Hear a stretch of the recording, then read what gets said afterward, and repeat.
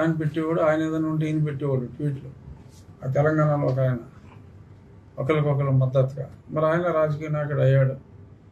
సరే, ఆయన 3 సార్లు ఓడిపోయాడు 2 సంవత్సరాల్లో, అదో రికార్డు అనుకోండి. సరే, ఈయన కూడా పార్టీ పెడతాడంట, ఏదో ముస్లింలు అవుతా మొన్న ఆయన రాజకీయ నాయకుడిలాగా పెద్ద బిల్డప్. సరే, ఎవడైనా పెట్టుకోవచ్చు. బట్ ఈ కేసులుగానే ఫేస్ చేస్తూ తను పార్టీ పెట్టుకుంటే ఈ కేసులు ఏమి పావు. నా కస్టోడియల్ టార్చర్ కేసు నేను వదిలిపెట్టేది లేదు. అతను రాజకీయ పార్టీ పెట్టినా ఏం పెట్టినా నా కేసులు అయితే నేను ఎట్టి పరిస్థితుల్లో పర్సూ చేస్తాను. దాన్ని తుది అంకం వరకు తీసుకెళ్ళటం ఖాయం.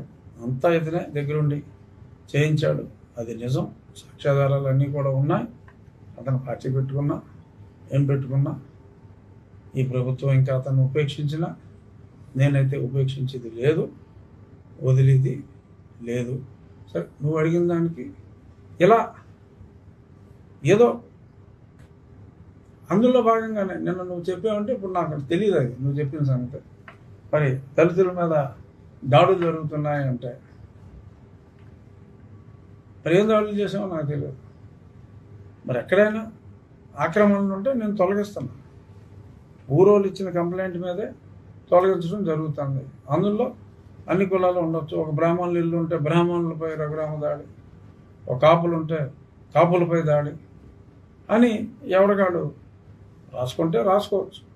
ప్రజా సంక్షేమం కోసం మరి కొన్ని చేసినప్పుడు మరి కొందరిని అమ్మో ఆ కులం జోలికి వెళ్తే మన కొంపలు మొలుగుతాయి అనే భయం అయితే నాకు లేదు. ఎందుకంటే నాకు మనుషులందరూ ఒకటే, నేను సమాజంలో ఒకరిని. సమాజానికి మంచి జరగాలి. అందులో ఒక సునీల్ కుమార్కి సంబంధించిన మనిషి ఉన్నాడు, వాడి జోలికి వెళ్తే అమ్మో బాబు వీళ్ళు తోలు తీసేస్తారా, డోంట్ కేర్. ఎవరైనా అందరినీ గౌరవిస్తాం, ప్రతి వ్యక్తిని గౌరవిస్తాం. కులాలతో సంబంధం లేదు, అందరి వ్యక్తుల్ని గౌరవిస్తాం. ఏదైనా ఒక కార్డు అడ్డం పెట్టుకుని మమ్మల్ని ముట్టుకుంటే భూకంపం సృష్టిస్తామని ఒకడు, ఇలా రకరకాలుగా కంపాలు వాటి గురించి మాట్లాడి గతంలో కూడా చాలా ఛాలెంజ్లు చేశారు. దాన్ని కూడా నేను స్వాగతించా. నేను నా హృదయానికి తెలిసి నేనే తప్పు చేయట్లేదు, నాకు అందరూ సమానం. సో కాబట్టి ప్రజలకు ఇబ్బంది కలగకూడదు. మన ఏరియాలో క్యాన్సర్లు కూడా ఎక్కువగా ఉన్నాయి. చూస్తే నెంబర్ ఆఫ్ క్యాన్సర్ పేషెంట్స్ ఈ ఉండి భీమవరం ప్రాంతంలో మరీ ఎక్కువ ఉన్నారు. ఎందుకంటే ఆ జలాలు కలుషితం మరీ ఎక్కువగా ఉంది. ఎందుకంటే మనం అంత డ్రైనేజ్ వ్యవస్థ, మంచినీటి కెనాల్స్, బోర్ వేసుకుందామంటే లేదు. ఎందుకంటే ఆక్వా జలాలతో బోర్లు కలుషితం అయిపోయినాయి. కాలువ నీళ్ళే తాగాలి, కాలువ గట్లు ఆక్రమించేసి, చెరువు గట్లు ఆక్రమించేసి, ఆ మలమూత్రాలన్నీ అదే దాంట్లో వదిలేసి అవన్నీ మనుషులు తాగాలి. అక్కడ ఆక్రమణలో ఎవరైనా దళితులు ఉంటే ఆడ జోలికి వస్తే భూకంపం సృష్టిస్తాం, బద్దలు కొడతాం, కింద బద్దలు కొడతాం, పైన బద్దలు కొడతాం అంటే ముడుచు కూర్చుంటానికి ప్రజలు సిద్ధంగా లేరు. ప్రజల ఆరోగ్యం ముఖ్యం. ఆ ప్రజల ఆరోగ్యం కాపాడటం ఒక ప్రజాప్రతినిధిగా అది నా బాధ్యత. అక్కడ ఉన్నదే నా ఫ్యామిలీ మెంబర్ అయినా, మీ మీడియా వాళ్ళ ఫ్యామిలీ మెంబర్స్ అయినా, ఏ కుటుంబానికి చెందిన వాళ్ళైనా, ఏ కులానికి చెందిన వాళ్ళైనా వాళ్ళకి ఆల్టర్నేటివ్ సైట్ ఇచ్చి కోర్టు తీర్పుని ఫాలో అవుతూ సమాజానికి మంచి చేయటం మా బాధ్యత. ఇందులో ఎటువంటి ఉడతూపులు అనుకోండి, లేదంటే ఏదో అనుకోండి, మీరన్న ఆ మహానుభావుడు కావచ్చు, నిన్న స్టిక్కర్లు వేసుకొచ్చిన మహానుభావుడు తాలూకా కావచ్చు, ఐపీఎస్ అవ్వచ్చు, ఇంకోటి అవ్వచ్చు, ఏమీ పట్టించుకునేది లేదు. ప్రజలకు ఏం కావాలో అది చేయటం, నన్ను ఎన్నుకున్న ప్రజలకు చేయటం, అది నా బాధ్యతగా నేనైతే ముందుకెళ్తా. ఈ ఎలక్షన్లో మరి వాళ్ళు ఏదన్నా సునీల్ కుమార్ ఒక అభ్యర్థిని పెట్టుకుంటాడేమో నాకు తెలియదు.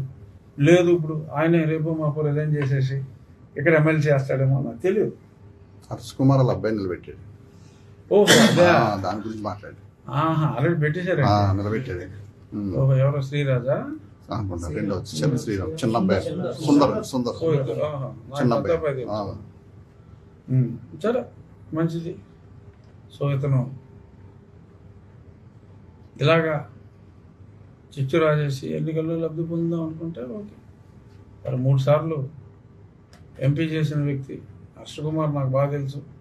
యూనివర్సిటీలో నా కొలీగు. నేను ఫార్మసీ చేస్తున్నప్పుడు అతను ఎంఎస్సీ చేసేవాడు. We were good friends. మరి ఇప్పుడు అన్నిటికీ మరి చదువుకున్నప్పుడు మా మధ్య ఏ కులాలు గొడవలు లేవు, చాలా అన్యోన్యంగా ఉండేవాళ్ళం. మరి ఇప్పుడు నా కులం అతను వేరే అనుకుంటున్నాడు, కానీ నేను తన స్నేహితులనే మరి ఇంకా అనుకుంటున్నా. చూద్దాం, అతను డిఫర్ అయితే మనం చేయగలిగేది ఏమీ లేదు. బట్ ఈ కులాల మధ్యన చిచ్చు పెట్టాలి అన్నది డెఫినెట్గా ఇక్కడైతే జరగదు. అందుకని ఈస్ట్ గోదావరి నుంచి ఎక్కడి నుంచో మనుషులు తెచ్చుకుంటున్నట్టున్నారు. ఇక్కడ వాళ్ళు కూడా ఎవరో ఒకటి అలా ఉంటారు. అన్ని కులాల్లోనూ మంచి వాళ్ళు ఉంటారు, చెడ్డవాళ్ళు ఉంటారు. Percentage varies. సో మరి నిన్న మరి అంబేద్కర్ ఇండియా మిషన్ వాళ్ళు ఒక 3-4 అరెస్ట్ అయ్యారు. వాళ్ళ పేర్లు నాకు ఇంకా తెలియదు.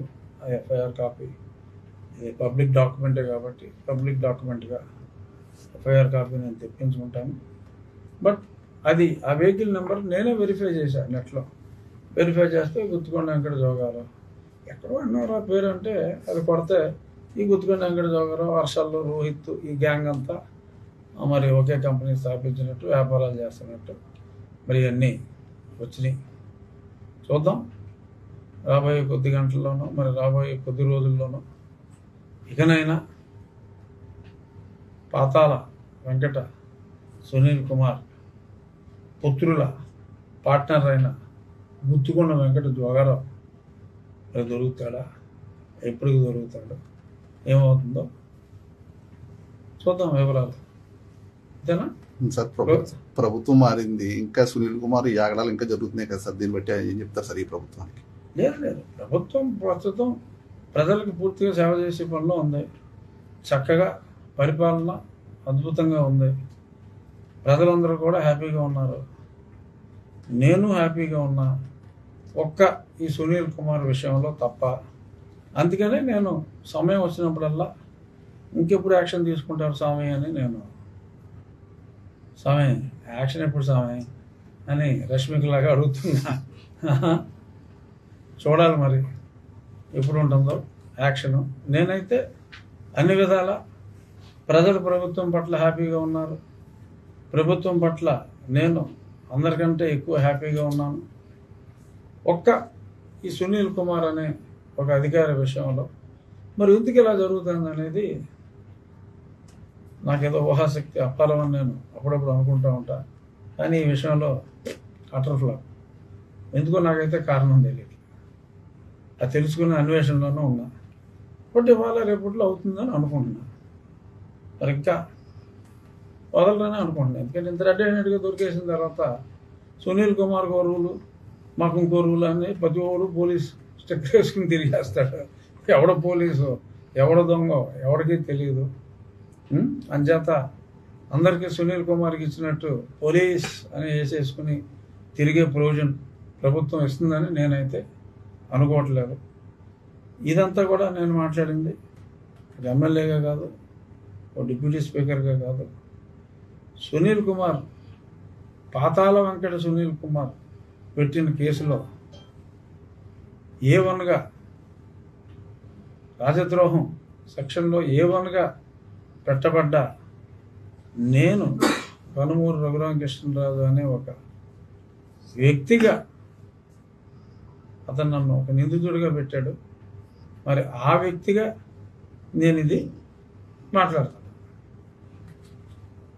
ఎందుకంటే ఇది చెప్పాలి, అండర్లైన్ చేసి చెప్పాలి.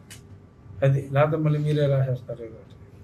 పంచాయతీ మీ ముందే అండర్లైన్ చేసి మరీ చెప్తున్నాను. ఇది ఒక అతను పన్నిన